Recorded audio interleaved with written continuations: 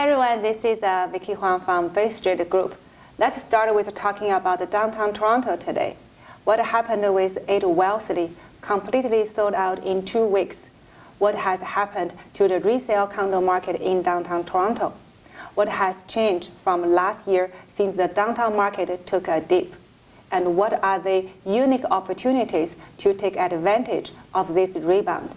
I'm here today with Jason Lam, the VP of Sales and Marketing with Center Court Developments, to hear his perspectives on these questions. Hey Jason, how are you today? Hi Vicky, it's nice to see you, and thank you for everyone tuning in. How do you feel about the downtown condo market today? And what happened, and why was 8 Wellesley was completely sold in just 2 weeks? Good questions. In the early, I guess in February, we launched 8 Wellesley in the downtown core at Yonge and Wellesley.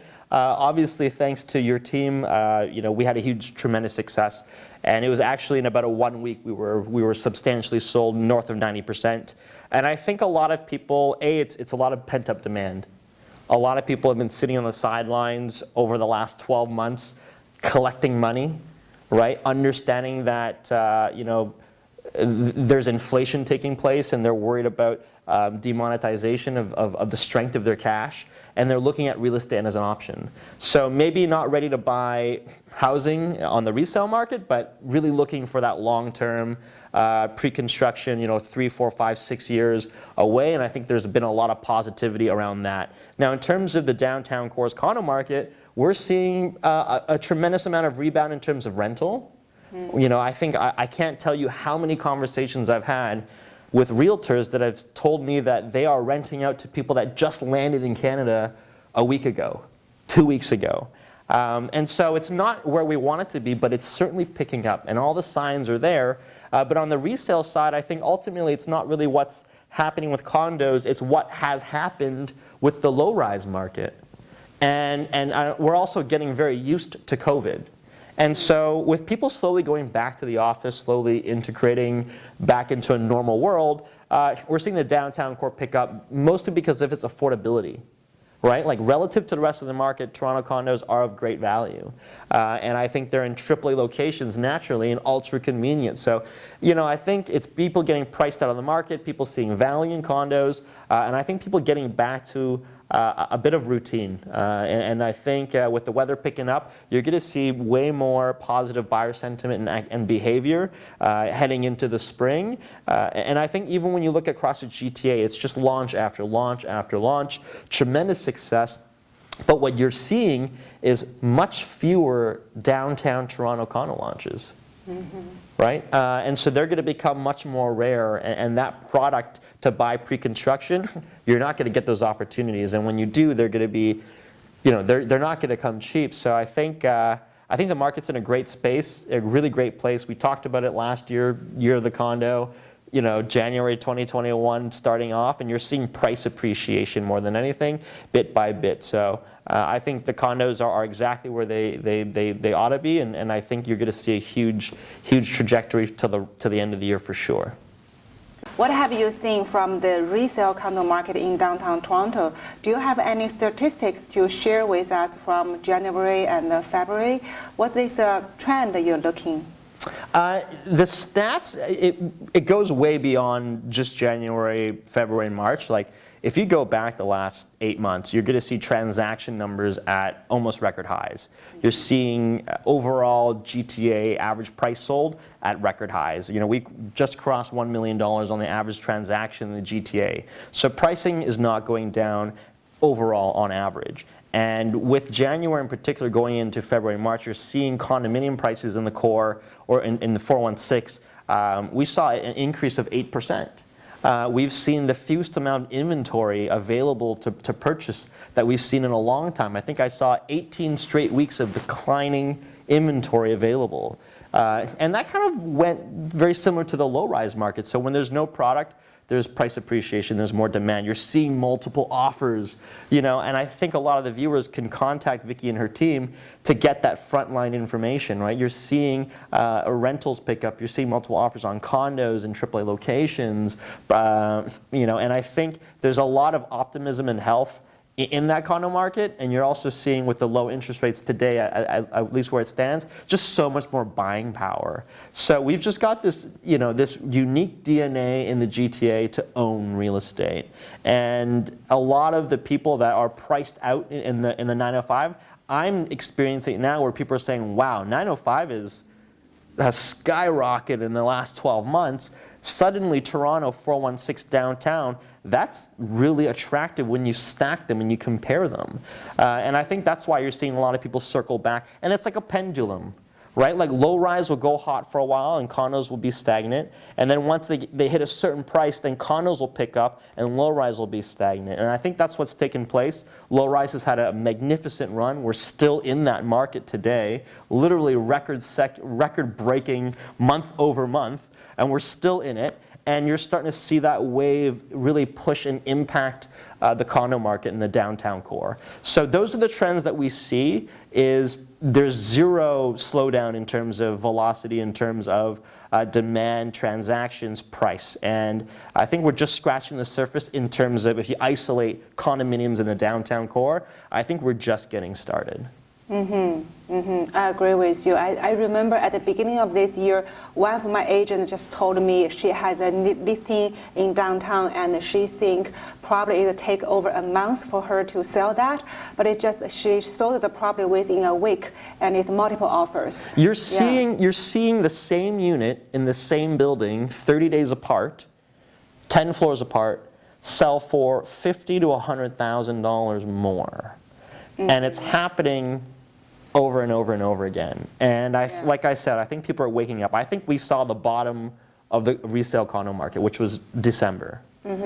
And the one thing I'll tell you about the real estate market, condo market in particular, and when we talk about prime is, you can be one of those people that say, I have no idea what happened. I can't believe this happened. Or you can educate yourself and say, I knew that was going to happen because history has told us this is how it's going to happen, and I took advantage of that. And there's a huge correlation between that mindset and prime and a few of our developments. And I'll talk about that later, but it's having the foresight, the vision to see it happen before it happens by using history, by using data, by using common sense and logic, which is why I said it was the year to condo. It wasn't rocket science. It made a lot of sense, right? Homes were getting crazy expensive. It's going to impact condos. You've got no choice. And now we're seeing it first thing January, February, March of 2021. And I think again, we're just getting started. So what do you think are the major driving factors for this kind of trend? As I mentioned, it's the cost of low rise. That buyer that wants to buy a house, it has nothing to do with investment, right? So for them, it's low interest rates, it's a desire to have more space, it's an emotional purchase. And so when you have that, and then you tie in the fact that there's a lot of those buyers and there's few supply, you're going to have insane price appreciation. Low interest rates I just mentioned, and that's just giving people way more buying power to just throw around. And so that is the biggest trend. I think it all starts with low rise. It all starts with that market that impacts the next market, the next most affordable market, and so on and so forth. So, new immigrants is going to be a big role. I know we keep talking about it, and you're starting to see them surface today. You're starting to see people land. You're starting to see them look for rental assets. And you're starting to see a lot of people that have saved a lot of money over the last 12 months and realize that they have to deploy this capital somewhere. They have to protect the money they've made by trying to make it grow, by trying to find a safe haven, as we'd call it. And real estate has always been, in terms of the GTA, it sits the number one way to try and to park your money, right? We all know that. So there's that desire. So there's a number of reasons why we're seeing these trends. And I think you're going to see it once things open up again. And we all know, so this is one of those things where we all know it's going to happen, but are we willing to act on it, or are we going to sit and watch it happen and then say, wow, I can't believe that happened? When the markets opened up again, when the vaccine rollout is more or less in place, they're saying September, right? There's a world after COVID. And so can you take advantage of that now when people are still in this sort of feeling out process? You can have that vision and see ahead, and that's the key. And I think a lot of people are waking up now saying, it's going to happen. I see the future. I understand the future better today than I did 3 months ago, 6 months ago, or 12 months ago, and now I'm ready to take advantage and deploy my capital. And that's what you're seeing in the condo market downtown. I think a lot of people are buying condos, losing on rent, but are making on the capital appreciation. And I think that's where I'm seeing the most activity is they see crazy upside.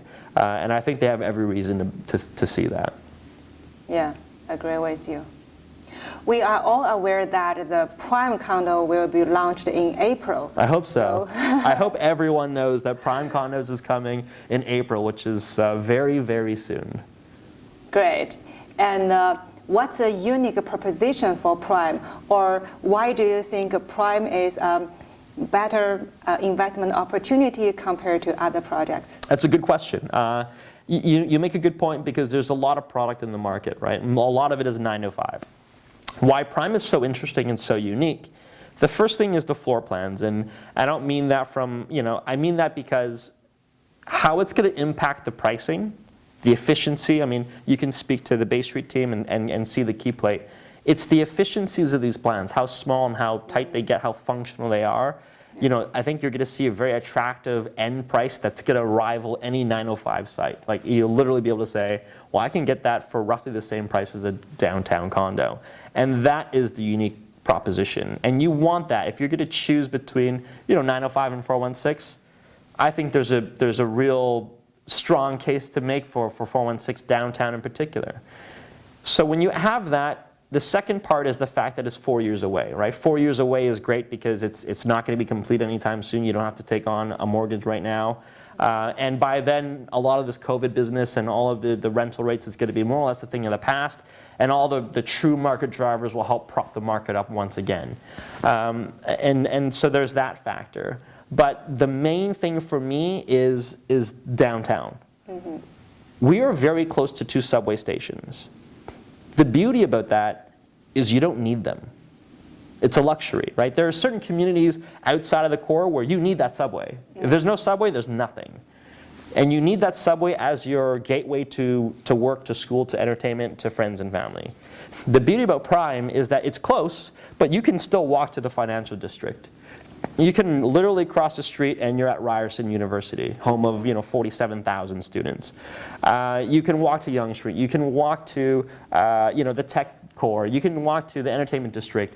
And so that's the beauty is you're attracting so many different audiences with Prime. And that's why location is always the #1 priority in real estate. And it always has been and always will be. Don't be fooled. Because these are the locations where you get your premium rents. These are the locations where you get multiple offers selling over less than 5 days or whatever that is. Days on market is generally very low. And then the last part about Prime that I think is the most important part for an investor is that you have a built-in, highly qualified rental pool from day one. As soon as you assume ownership of this condominium that Center Court will build, another one is a big developer, you've got 47,000 students. And 47,000 students that really have literally no chance to live on campus. It's such a small percentile. Huge international student community. Who pays the rent? The parents do. Who pays school? The parents do. And so a lot of your viewers can relate because a lot of your viewers are parents, are students themselves, or were students, and they know what it's like. And so you want to be as close to campus as possible while still being in the downtown core. And so I think when you have that huge student population, look, there's 47,000 students, we have 594 suites. That's the equivalent of 82 Prime buildings. You couldn't build that even if you tried. You have no chance to supply that demand. So I think it checks off all the boxes: downtown, Ryerson, Yonge Street and subway access, financial district, which happens to be growing eastward. And I think when you put all that together, with the price points that we're going to be coming out with because of the efficiency of the building, there really is no better story. If you can find me a better story, better value, better opportunity, better growth, I would be highly impressed. But it doesn't get better than Prime. There's a reason why we called it Prime, and there's a reason why it's going to be the hottest selling project, one of the, in 2021. Amazing. Do you know if there are any government planned investments or projects in that area? Yeah, so there's actually a couple of different parts. So we refer to follow the smart money to the East Core.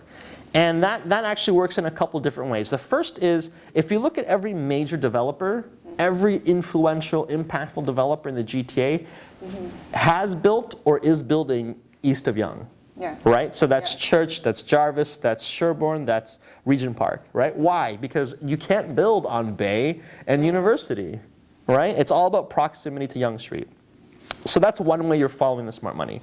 The second way you're following the smart money is that there's a number of buildings that are paving the way for the revitalization and redevelopment of the east side. It's taken time, but you're seeing it firsthand, right? Like 365 Church, Alter, 199 Church, Fleur, Social Condos, Grid, Dundas Square Gardens, Pays Condos. Like, I can go on for days. Under market supply in a very short amount of time.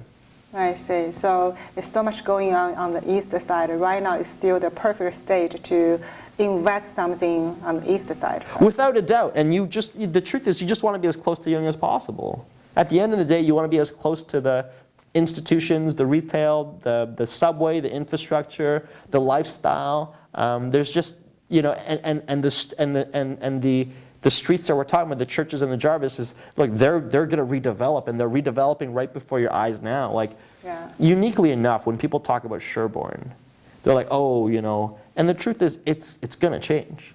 Like, you can say whatever you want about it today, just like Regent Park, just like Liberty Village, just like a lot of the communities before.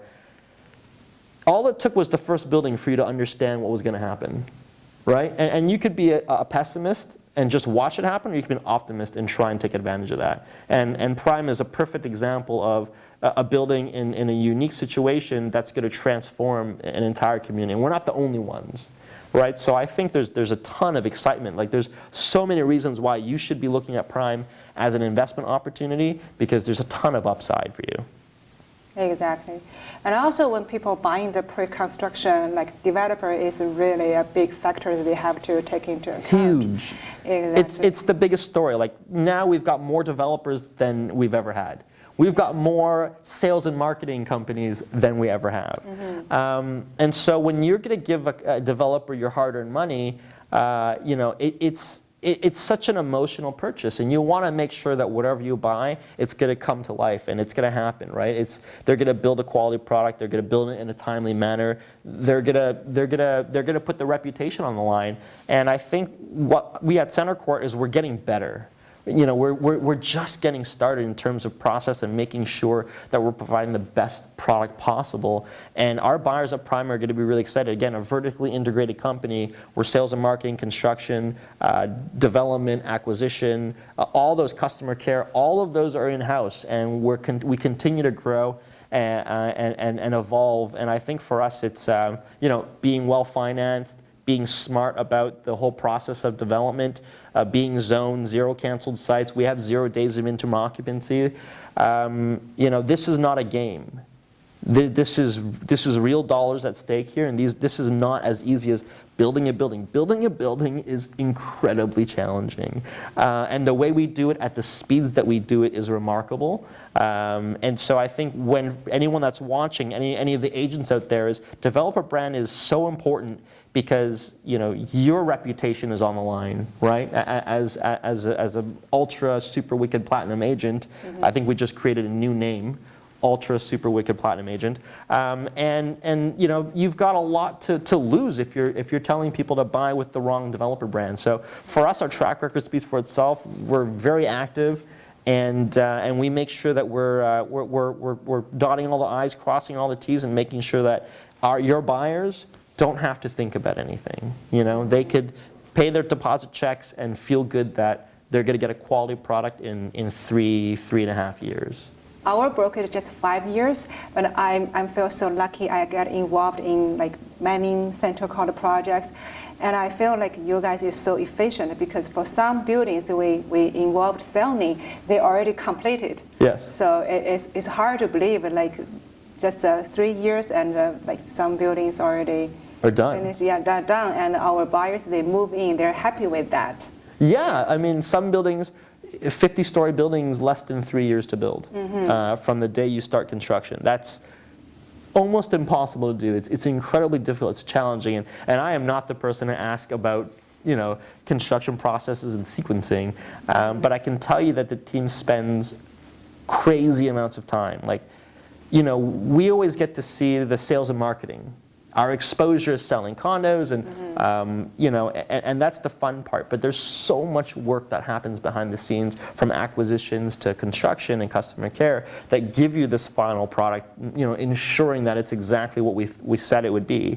And so, yeah, I mean, it's been a pleasure working with you, right? I mean, we've known each other. I first met you, Vicky. Do you know when we first met? When? 2016. Yes, you're right. And what project? 8 Cumberland. Yes! Wow! I didn't think you'd remember that. That was the first time I met Vicky, and she was just a savage. Like, nothing's changed. Like, you're a savage today, you're a savage then. And I'll never remember, like, people were like, yo, this Vicky Huang, she's killing it on WeChat. I'm like, what's WeChat? And they're showing me, and you're just selling. And you paved the way. You started a lot of the trends that, in terms of your world way so long ago. So I know we're deviating off topic, but I'm glad that you remembered when we first met. But working with you guys has been amazing. Center Court has really we try and be efficient. You said efficient. And during the process, you know how efficient we are when it comes to selling and how fast we like to move. And I think that happens throughout the entire building. It does, in terms of the company. It doesn't matter what part of the company, it's all about efficiency, maximization, and making sure that we're doing everything humanly possible to be the best at what we do. Good. Let's get back to the building itself. Can you share some design inspirations or like principles you guys follow when it comes to design the suites and the common area amenities? Yes. This building is perfect for investors. I think it's no question. When you look at the key plate, this is ideal for people that are looking to rent out an asset that's attractive, that's efficient in terms of price and carrying costs in terms of maintenance fees, because we just maximized every little square feet. And this is the most exciting floor plate I've ever seen that I've worked on personally. I know I say that every time, but this one's really, the best one. And in terms of the design, what was really successful was 4011 Church. Grid was a really cool design, and it was just doing things completely different. And so in this building, we have this sort of honeycomb shape set up. And I think a lot of that was just trying to be unique, right? It's a dark metal panel exterior facade. So it'll be a really black and gold trim. It'll look and feel like a premium building from the moment you step into that building to that lobby first with Versace. You can tell with the porcelain slabs, the gold trims. Like, that's the type of building. That's not a student building. You know what I mean? Like, that's not a building that you would think students live in. This is going to be a premium unit, a premium building that when it's all said and done. But the amenities play a big part, because for us, it's understanding what is the demographic. It's young professionals, people that work in the hospital network, people that attend university and they're postgraduates, faculty. There's a ton of faculty that work at Ryerson. International students, again, we're a 15-minute walk to the financial district. So you cater to such a massive a group of diversified communities and demographics that for us it's maximization of space. People that don't have time come home and they got to go back and they got to continue on with their lives. And the amenities speak to that. Again, we have a 6,500 square foot gym. So none of these small baby gyms with 2 treadmills and a machine. Like, this is 6,500 square feet. Most people couldn't imagine living in 6,500 square feet. And so instead of doing a bunch of small amenities, we prioritize big, functional, useful amenities that make sense. We've got a great shared co-working space. Those are themes that we draw, right? I mean, same with the last 3 or 4 buildings. It's huge gym space, huge shared co-working and entertainment spaces, and a really unique, special grand lobby. Those are the things that I think, after 6 buildings in this area, We understand what residents are looking for. We understand what the renters like. We understand what the owners like, and what type of amenity programming is the most sought after, and it's the gym. I can't tell you how big this is. It's massive. Outdoor space is another part that we are integrating into Prime. So more than anything, it's got great floor plans, great amenities, in a great AAA location by one of the best developers in the city. And I honestly think that the price point is where a lot of people are going to come out and say, forget about all the other stuff. That's what I want. And I think it's going to be a huge success in April. Mm-hmm. Why you name that Prime? You know what? I wasn't there for the original concept idea, but I love it. It's prime, right? It's the opportunity is prime, and I think that speaks to Ryerson and Yonge Street and the subway. Like, if you had a checklist of the things that you want in a piece of real estate that's going to finish 4 years from now, it's going to check off every single box. And if that's not prime, I don't know what is, but I think it speaks to the opportunity more than anything. Interesting. Yeah. Okay. Okay. My last question is, can you give us a sneak peek of how the pricing, the payment structure, and the incentive will look like? Yeah. The deposit everything is still sort of, we're still working and triangulating on the answers and making sure that we hit the market. And, if all the viewers know that Center Court likes to sell, and they like to sell fast, and they like to build. They want to get to construction within 6 to 12 months, and then take off from there. So from a price point perspective, we did share in our sort of pre-launch preview. The studios are going to be in the high 400,000s. The one bedrooms are going to be in the 600,000s. The 1+10s are in the 7s, and the 2 bedrooms will be in the 7s and the 8s. So the unique part about this is that the average price at Prime will be below 700,000. It'll be in the 6s, which is kind of unheard of. You can't find that in downtown anymore. Most of the average prices are 750, 850,000. Like Wellesley was. So there's, from a value perspective, end price is the key, and you're not going to find anything of that type of price point that can offer you so many unique opportunities for growth and for rental and resale potential. Mm-hmm. I see. Good. Now I'm just look forward to the official launch of this, one of the most anticipated project for this year. Me too. Mm-hmm. Thank you, Jason, for joining us today. Thank you. Thank you, Vicky. This is for today's interview. To secure your first access to Prime Condo, please follow and contact Bay Street Group agents. Thank you, and see you next time.